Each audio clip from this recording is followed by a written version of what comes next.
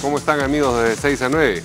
Esta mañana nos acompaña efectivamente la congresista de la nueva bancada, Nuevo Perú, Indira Wilker. ¿Cómo está, congresista? Muchas gracias, Mario.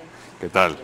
Efectivamente, ahora ya constituyen una bancada hecha y derecha, digamos, legalmente conformada. Se ha reconocido legalmente lo que ya éramos y lo que justamente fue parte de las razones por las cuales nos sumamos a la demanda de inconstitucionalidad de la mal llamada ley antitránsfuga. ¿Se sumaron porque tenían un interés o se sumaron porque les parecía justo el asunto? Nos sumamos en principio porque sabíamos desde el inicio que esta era una ley que no tenía ningún tipo de intención de convertir el transfugismo, era una ley como creo que ya se ha descubierto, ahora en dos versiones además, una ley mordaza, era para controlar justamente a quienes pudieran tener una disidencia entre los grupos políticos, y luego ya, digamos, cuando asumimos la decisión de salir de la bancada de Frente Amplio, lo sentimos en carne propia. ¿Y es verdad que están considerando incluir a Kenny en la bancada? Bueno, con la nueva ley que ha aprobado su bancada, él no puede sumarse a ninguna otra. A ninguna otra. Así es. Solamente podría salir y estar en la esta mixta. Bancada mixta, ¿no? Que es una bancada además con una jerarquía menor que la de los otros grupos. Creo que tiene atribuciones solamente de la equivalentes bancada más pequeña, digamos que la bancada de 5 personas. Sí. Bien, ¿esto va a suponer que ustedes asuman la presidencia de al menos una comisión? Eso está justamente en coordinaciones, o sea, en teoría eso debería ser así, digamos, la proporcionalidad de una bancada de 10 integrantes te da ese ¿Una comisión? Espacio, entiendo que tendrían que ser 2. ¿2? Sí, pero como digo, eso es algo que hay que coordinarlo, espero que la presidencia de todas las facilidades... Lo que tendría que ocurrir es que el fujimorismo, que asumió 2... Claro. Interinamente dos más, así es. Dejase, ¿se sabe cuáles son específicamente las que recibirían Bueno, ustedes? las que en teoría nosotros, los que somos ahora integrantes de la bancada Nuevo Perú, presidimos el año pasado, que es la Comisión de Vivienda y la Comisión de Mujer.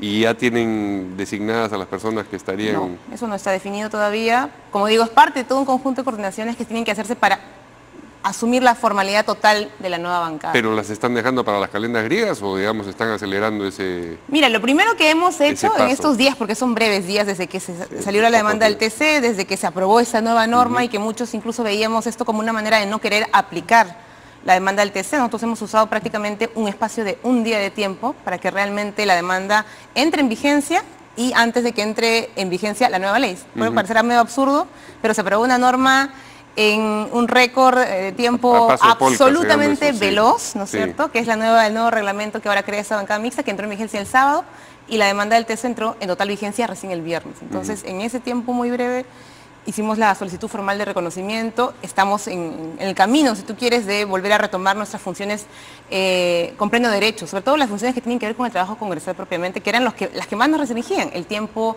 de debate en los plenos, la coordinación en la Junta de Portavoces, que era un espacio y es un espacio clave para coordinar entre grupos parlamentarios. Entonces, esas han sido, digamos, las prioridades y estaremos viendo estos días las otras funciones que tenemos como bancada. ¿Y van a hacer un reglamento interno como las otras bancadas o no?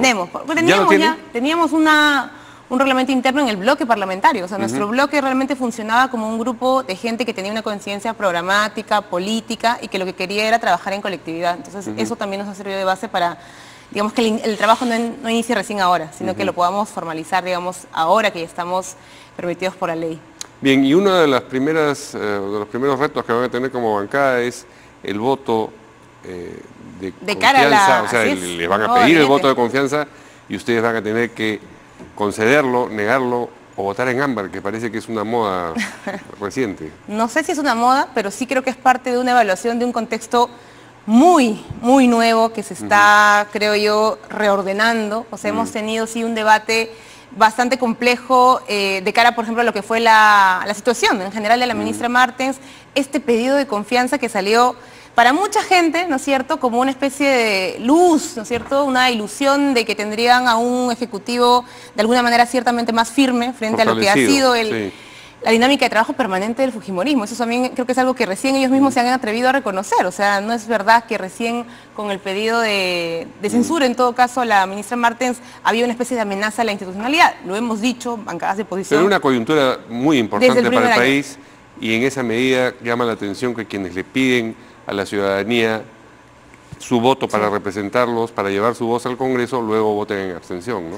Yo no lo veo así. Yo, como te digo, veo una coyuntura en la que tenías, por un lado, la oportunidad de ser realmente firme con el fujimorismo, plantarte digamos, en defensa de un conjunto de políticas, no tanto de personas, pero yo no veía en ese pedido de confianza esa intención. O sea, y yo además lo advertí, fue una evaluación que hicimos también en la bancada, dijimos que digamos, riesgo que se estaba abriendo de dejar caer todo un gabinete, ¿no es cierto?, por una persona que podía, digamos, recambiarse, incluso no ahora, incluso dejando un tiempo para que se, digamos, pueda oxigenar el Ministerio de Educación con un liderazgo un poco más fuerte de cara a un proceso tan duro como el que fue la huelga, no podía simplemente negociarse a cambio de todo un gabinete. O sea, has dejado que ministros que podrían haber estado haciendo una tarea muy interesante de cara a las políticas del gobierno, que, en fin, las han empujado incluso, en algunos casos, poniendo mucho de su identidad particular, ¿no es cierto?, en ellas.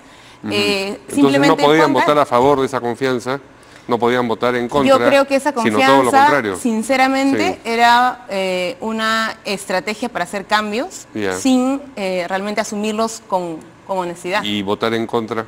Y yo creo que votar en contra era así legitimar, ¿no es cierto?, que ese gabinete tenía que caer por la fuerza. O sea, ¿por qué cuando se planteó simplemente un cambio puntual? Es una manera de ponerse de costado frente al problema, ¿no? Yo no lo creo. Yo creo que es una manera de decir que esta estrategia del gobierno de simplemente claudicar en momentos clave y la de, por otro lado, el fujimorismo de querer avasallar, es una estrategia que está colisionando, pero que finalmente se retroalimenta entre sí. Y que las fuerzas políticas dentro del Congreso tienen que empezar a tener, creo yo, un perfil diferente. ¿Y qué van a hacer con el voto de confianza? A mí me queda clarísimo que este gabinete no es un gabinete que va a ayudar a mejorar la situación del gobierno. O sea, hemos tenido casi automáticamente un cambio de actitud, ¿no es cierto?, que yo digo que es casi milagroso, teniendo a todos los voceros del fujimorismo un día después de anunciar los cambios, diciendo que bueno, ahora sí está muy bien, que les complace bastante, y ya vemos por qué probablemente les complazca muchísimo. Se está anunciando, digamos, por varios lados esta posibilidad de un posible indulto y muchas otras cosas. Entonces, a mí la verdad, más allá de los nombres... Eso no depende del gabinete, ¿no? Depende del presidente. No depende del gabinete, bueno, depende del presidente. Y bueno, el ministro de Justicia tiene que firmar, pero el que concede el indulto es el presidente. Hay instrumentos entonces con los cuales probablemente eso pueda ser cierto, pero en todo caso, este gabinete, nuevamente, no resuelve el problema de un ejecutivo que tiene que empezar a ser proactivo, que tiene que empezar a gobernar, más allá de esta dificultad que le plantea el fujimorismo en el Congreso, hacer política hacia afuera. Pero hace un momento decías que el problema no es de personas, sino de políticas, y sin embargo ven el gabinete y dicen, este gabinete no va a resolver, y lo que ha cambiado son las personas.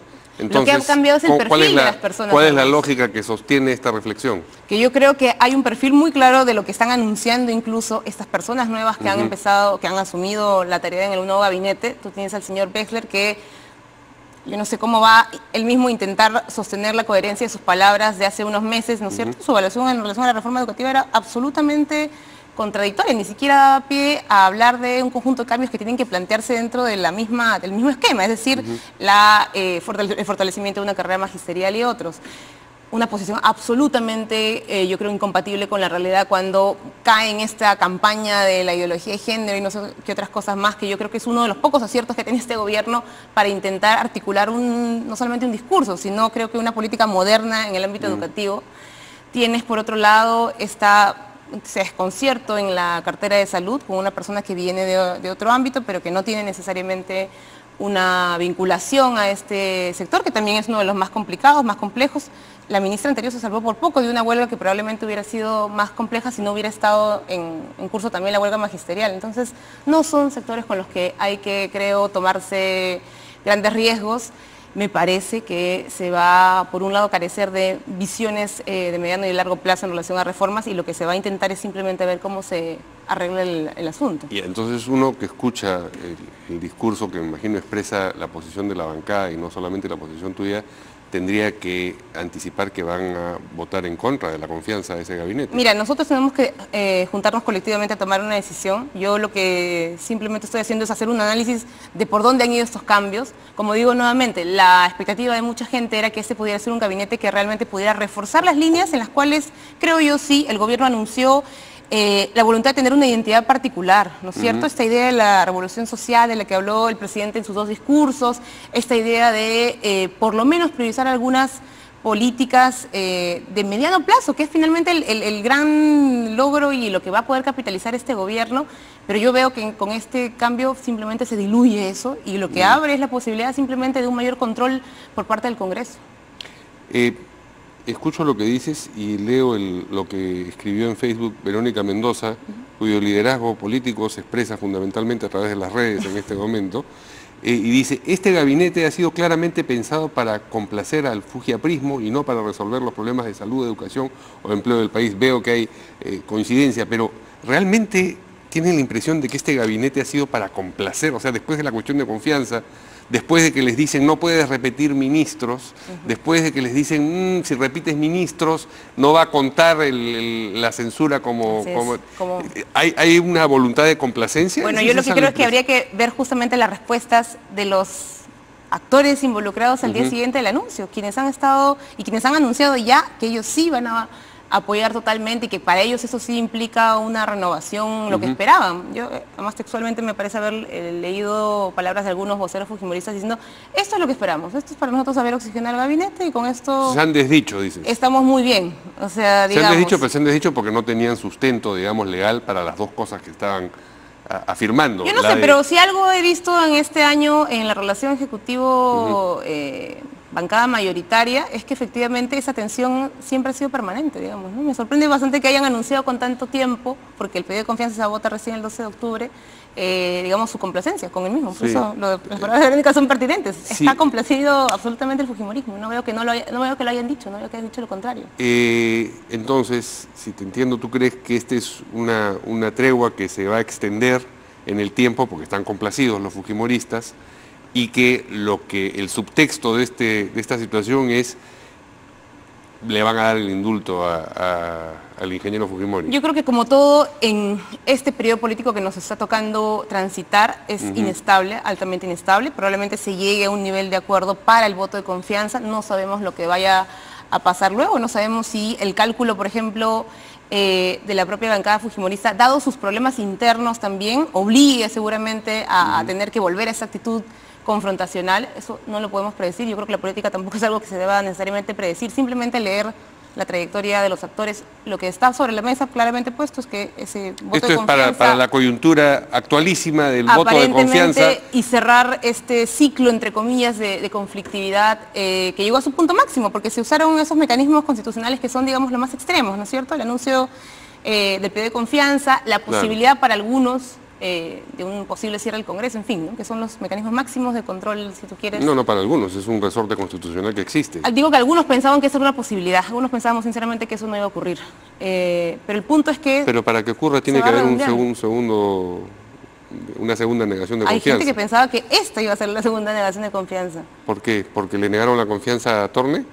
Porque le negaron la confianza al primer gabinete que ha caído y pensaron que esta que se viene ahora. Bueno, vamos a ver cómo pero finalmente se produce creo eso. Que ya las palabras de la propia bancada mayoritaria se han sincerado, van a dar un voto de confianza, pero como digo nuevamente, ¿no? Hay un escenario todavía por delante que puede estar marcado por la conflictividad. Ahora, si eso ocurriese, si en efecto le negaran la confianza al gabinete y decidiera, porque no es obligatorio, es una facultad que tiene el presidente, disolver el Congreso y llamar a nuevas elecciones legislativas, ¿ustedes cómo harían para postular? Porque no tienen inscripción.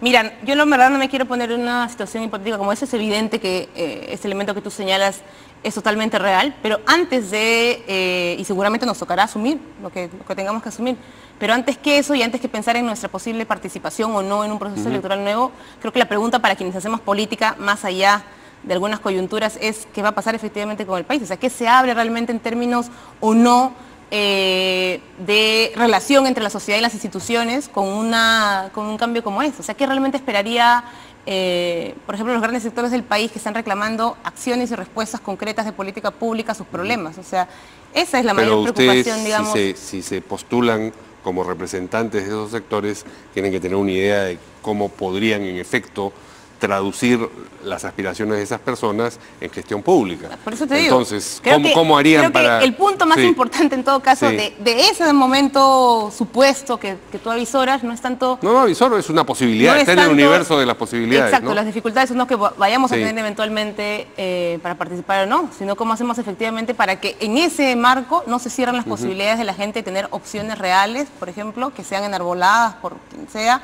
para empujar soluciones a los problemas del país. ¿Qué es lo que queda fuera de todo este debate, digamos, de tensión entre un sector y otro? O sea, no estamos pensando realmente que hay una agenda país que no termina de ser resuelto. Tenemos un problema en la Amazonía a portas, ya lo están advirtiendo diversos actores, uno puede tener, en fin, la posición que desee, pero hay un problema concreto en el lote 182 con el tema de la consulta previa. Esperemos que no llegue un conflicto realmente desencadenado ya para recién concentrar la atención de la prensa. ¿Están todavía recolectando firmas ustedes? Estamos en proceso de recolección de firmas. Bien, se nos agotó el tiempo, pero teníamos todavía... Nada, seguiremos conversando, espero pronto ya, de estos problemas que están pasando medio desapercibidos en medio de esta tensión casi en las alturas. Muy bien. Gracias a Indira Wilca por esta conversación. Nos vemos mañana aquí en De 6 a 9. Buenos días.